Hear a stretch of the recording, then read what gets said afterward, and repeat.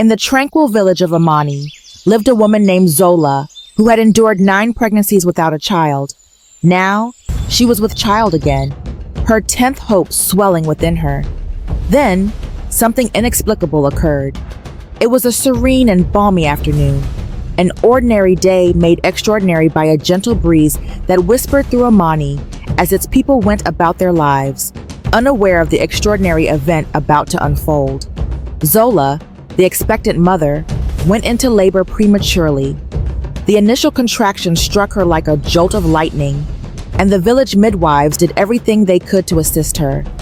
Her cries echoed through her home, shattering the quiet like a sharp stone.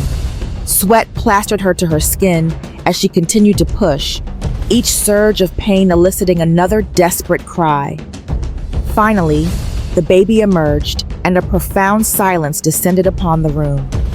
No sound of life, no movement, no heartbeat. The head midwife gazed at the still infant in her arms, silently praying for a sign of life. But there was none. With a heavy heart, she looked up at Zola and delivered the devastating news. Her baby was gone. Zola's wail was a sound of pure anguish. She couldn't comprehend the finality of it. 9 babies lost in as many years. She stared at the midwife, her breath coming in ragged gasps, a moment where even breathing felt like a forgotten art. Then came the deep, drawn-out cry, a sorrow so profound it was alien to their experience. Zola cradled her lifeless child, tears streaming down her face as the midwife stepped back, observing the raw grief. Outside their small dwelling, her husband, Kofi, knelt in the dust, his fist pounding the earth in rhythm with his sobs.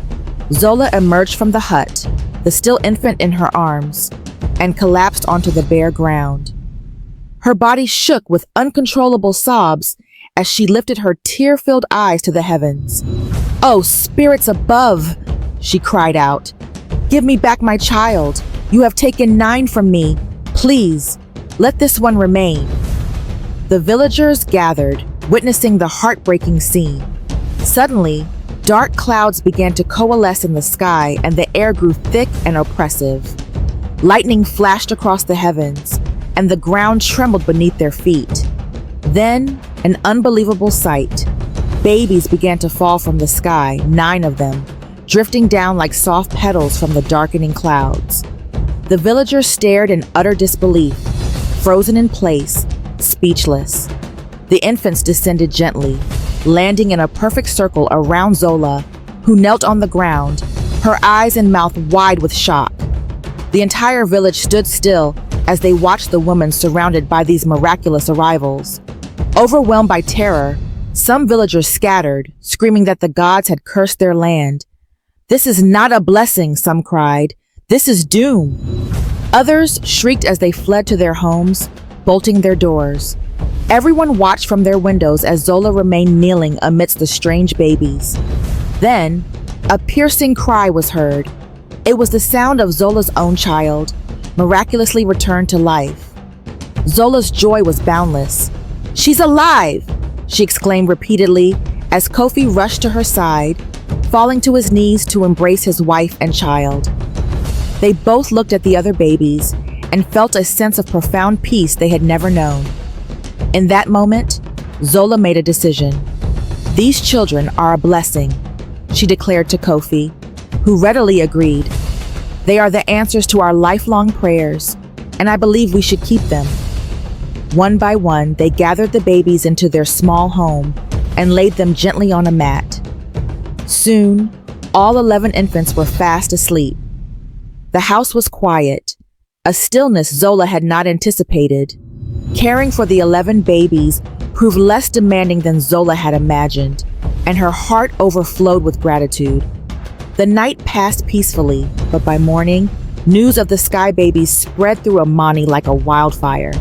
The village elders were bewildered by Zola's decision to keep them. The chief diviner was particularly incensed, convinced the children were malevolent. "These are no ordinary children," he warned, revealing his belief that they had fallen from the heavens during a storm of darkness, an ominous sign. The people clamored for the babies to be banished, but Zola stood firm. "They are my good luck charms," she declared boldly, explaining.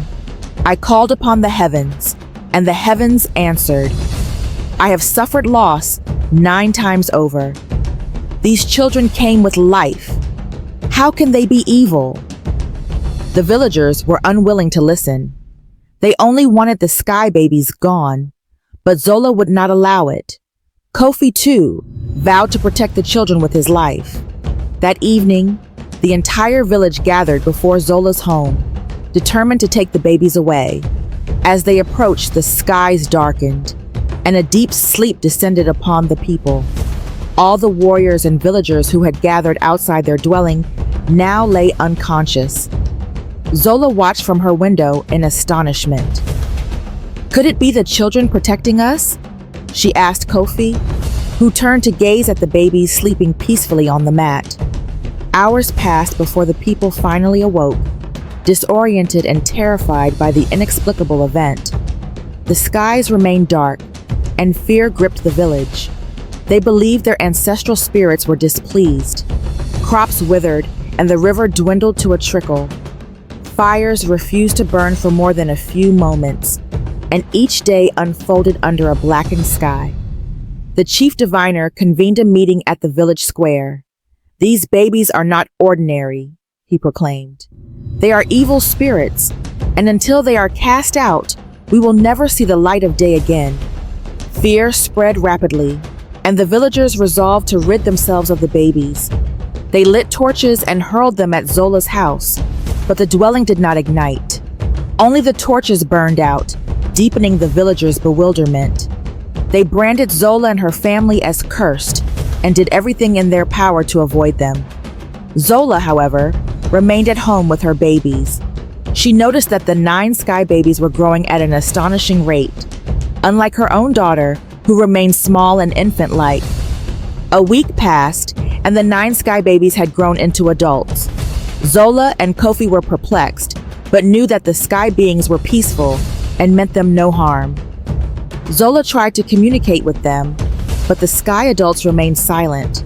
She watched in stunned silence as they stood by the window, day after day, still and watchful. They did not eat, they did not sleep, they never blinked. They simply watched, as if awaiting someone. The villagers, living in utter terror, spoke in hushed tones. No one dared to pass by Zola's home. Even the birds avoided their compound, and still the sky remained black as ink.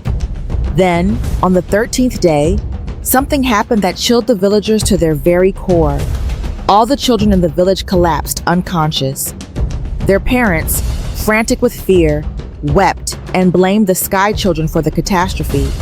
Panic engulfed Amani, as mothers screamed and fathers tore their garments in despair. Children of all ages, who just moments before had been vibrant and alive, now lay limp, their eyes closed, their breathing shallow and faint. "They have cursed our children," the villagers cried, convinced the sky babies had unleashed their evil. All eyes turned towards Zola's house, where the sky adults stood silently, watching. One of the mothers, whose 4 children lay lifeless, stepped forward and denounced the sky children as cursed. She demanded that the evil beings be driven out of the village so that their own children might live. Though others agreed, no one dared approach the house. The woman, whose name was Ifiok, gathered her courage and approached. Her hand trembled as she knocked on the wooden door. Her heart pounded in her chest like a drum. The moment her knuckles touched the wood, the door creaked open on its own, and the 9 sky adults emerged from the house for the first time. Ifiok stood there, terrified, as she watched them walk down the village street. Several other villagers followed at a distance, their fear mixed with morbid curiosity.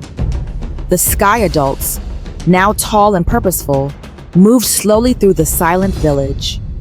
The villagers watched from afar, frozen as they headed down the narrow path that led to the shrine of the chief diviner.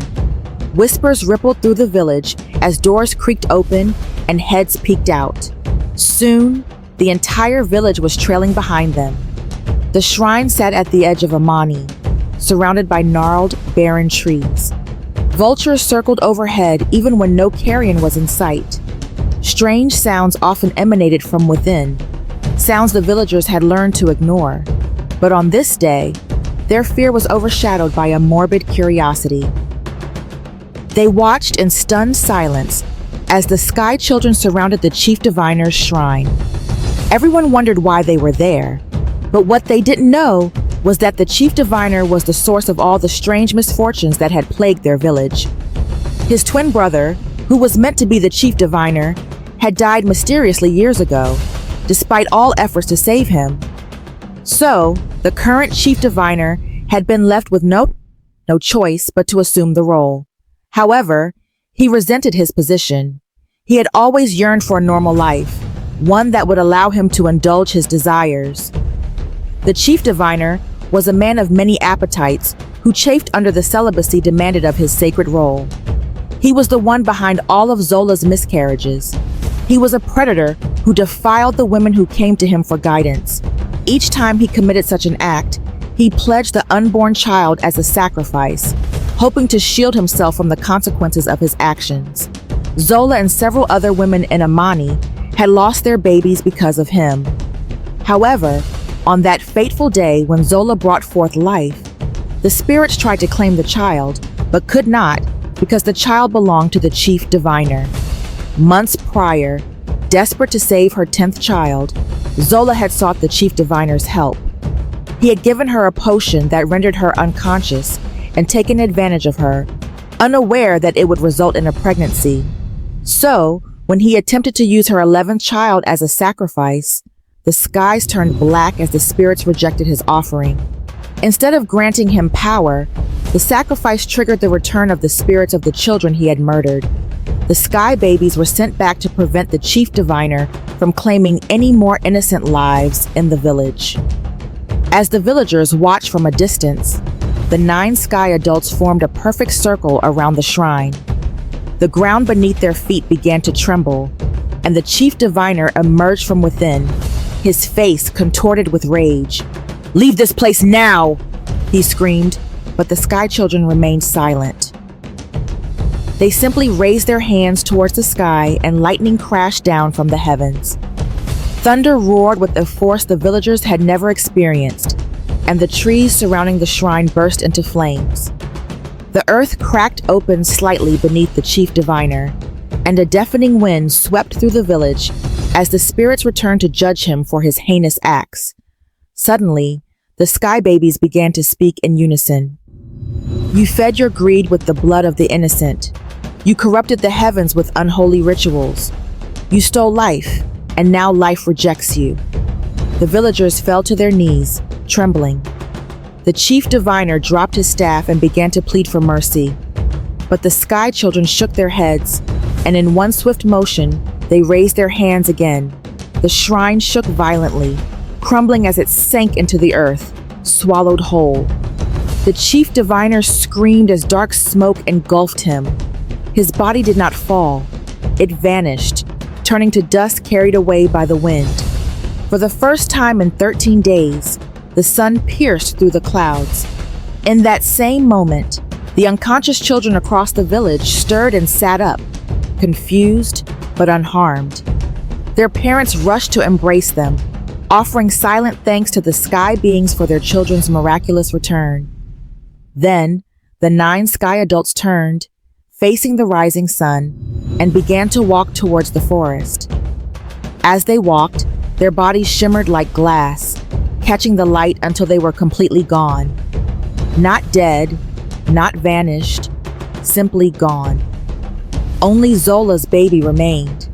The villagers were filled with remorse, realizing they had feared the very being sent to save them. From that day forward, the village of Amani was forever changed. The shrine was never rebuilt. The land became fertile once more, and Zola was honored as the mother of hope. As peace finally settled over the village, Zola sat quietly, her newborn daughter asleep in her arms. The chaos had passed, and the village was slowly healing. Kofi approached her, his gaze tenderly fixed on the baby who had survived the greatest storm their village had ever known. For a long moment, he said nothing. Then, with a trembling voice, he reached out and gently touched the baby's cheek.